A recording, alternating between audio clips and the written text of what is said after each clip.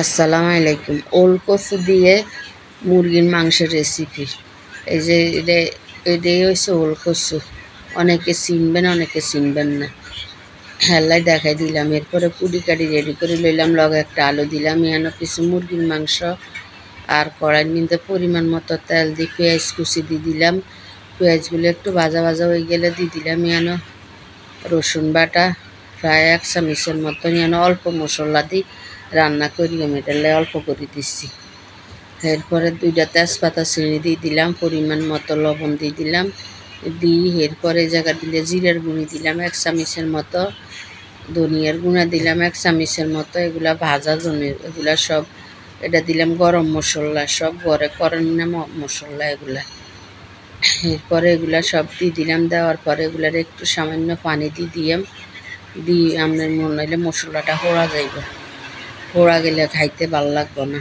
এরপরে আমি দিয়ে দিলাম হলুদের গুঁড়া 1.5 চামচের মতো, মরিচের গুঁড়া 1 চামচ দিয়ে দেওয়ার পরে মশলাগুলারে এবার ভালো করে কষা হালাই। মশলা যত ভালো কষানি হইব তত মজা লাগবে। আর ওল কচুটা আপনার অনেকে আছে গলা ধরে, এটা গলা ধরে না। এইভাবে রান্না করে দেখবেন, একটুও গলা ধরব না।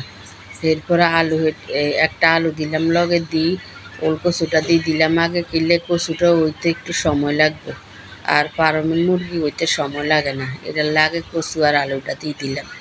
দেওয়ার পরে এগুলার একটু কষায় একটু পানি দিলাম কষানোর লাই। কষানি হয়ে গেলে এরপরে আপনার যেন তেলটা উপরে চলিয়ে আইব, এই মুহূর্তে আপনার দিয়ে আপনার মাংসগুলা। এবার মাংসটা দিয়ে এগুলারে আবার একটু কষাইম ভালো করে।